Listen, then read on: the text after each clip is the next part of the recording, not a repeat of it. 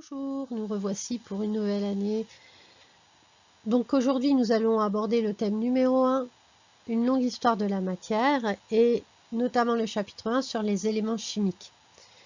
Alors les éléments chimiques, vous les connaissez déjà, puisque l'année dernière, en seconde, vous avez vu le tableau périodique des éléments chimiques. Mais aujourd'hui, dans cette vidéo, nous allons nous demander donc d'où viennent tous ces éléments chimiques, comment ils ont été formés. Avant de répondre à cette question, nous allons rappeler la définition de l'élément chimique. Comment l'élément chimique est-il défini? Eh bien, il est défini par le numéro atomique Z. Z, je vous rappelle que c'est également le nombre de protons dans le noyau. Z va caractériser l'élément chimique. Alors, par exemple, si on prend l'hydrogène ici, on voit que Z est égal à 1. Donc 1, quand on aura un proton, on aura forcément de l'hydrogène. De même pour le carbone, vous avez Z égale 6. Ça signifie que s'il y a 6 protons dans le noyau, vous avez forcément du carbone.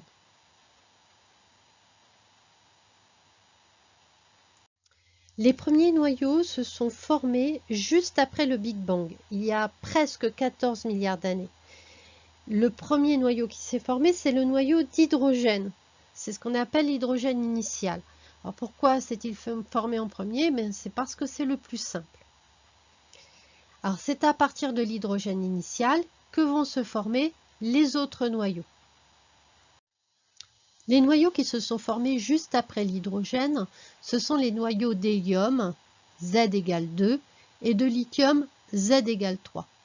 C'est dans l'espèce de soupe qui apparaissait lors du Big Bang, juste après le Big Bang, à partir de l'hydrogène initial, qui se sont formés grâce à des réactions de fusion nucléaire. Alors, que sont les réactions de fusion nucléaire? Vous avez sous les yeux un exemple. Ici, en orange sont représentés les protons, en gris, ce sont les neutrons. Alors le deutérium, qu'est-ce que c'est? Eh bien, c'est un isotope de l'hydrogène, c'est-à-dire que l'hydrogène, lui, c'était H11, c'est-à-dire qu'il avait un proton uniquement dans le noyau. Le deutérium, il a un proton, mais également un neutron. Le tritium, c'est également de l'hydrogène, mais celui-là, il a un proton, normal pour l'hydrogène, mais il va avoir 2 neutrons. Alors, que va-t-il se passer quand le deutérium et le tritium vont fusionner? Eh bien, ils vont former un noyau plus lourd, qui est le noyau d'hélium. Le noyau d'hélium, on voit qu'il a 2 protons, donc c'est bien Z égale 2, et 2 neutrons. Le dernier neutron, il ne peut pas avoir disparu, donc en fait, il est éjecté aussi. Il y a un neutron tout seul qui est éjecté durant cette réaction de fusion nucléaire.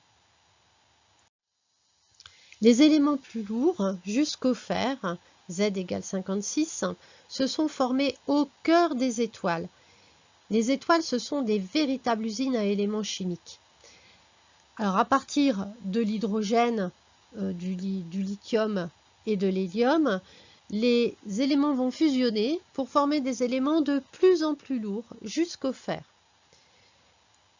Ce sont donc toujours des réactions de fusion, parce qu'on va prendre 2 petits noyaux pour en former un plus gros.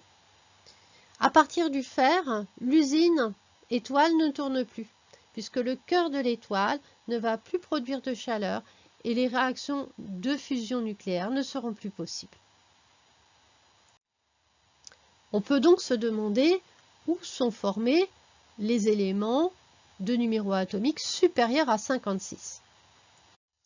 Les éléments plus lourds que le fer vont se former lors d'un phénomène spectaculaire. C'est l'explosion des étoiles en supernova que vous pouvez observer ici.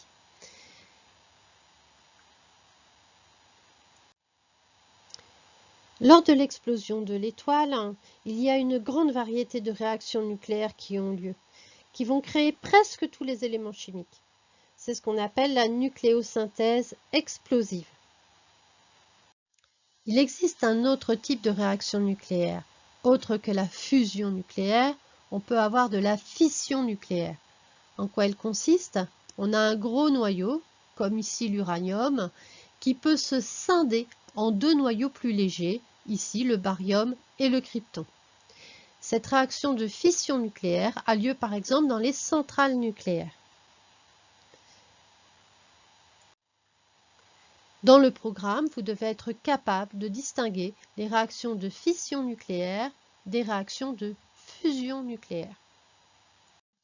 Il est temps maintenant de compléter votre bilan de cours. Vous pouvez mettre sur pause pour pouvoir compléter. Vous devez savoir donc ce que sont les réactions de fusion et de fission nucléaire. On rappelle les définitions. La fusion nucléaire, c'est quand deux noyaux légers s'unissent pour former un noyau plus lourd. Et la fission nucléaire, c'est un gros noyau qui se désintègre pour former deux noyaux plus légers. Vous devez savoir également comment se forment les éléments chimiques. La matière dans l'univers est principalement constituée d'hydrogène et d'hélium. L'hydrogène, c'est le premier noyau qui a été formé après le Big Bang. C'est l'hydrogène initial. Donc à partir de là, on a formation d'hélium et de lithium, toujours dans la suite du Big Bang. Et ensuite, c'est dans les étoiles qu'apparaissent les autres éléments chimiques plus lourds lors des réactions de fusion nucléaire. Ceci est valable jusqu'au fer. Les éléments plus lourds que le fer seront formés lors de l'explosion d'une étoile en supernova.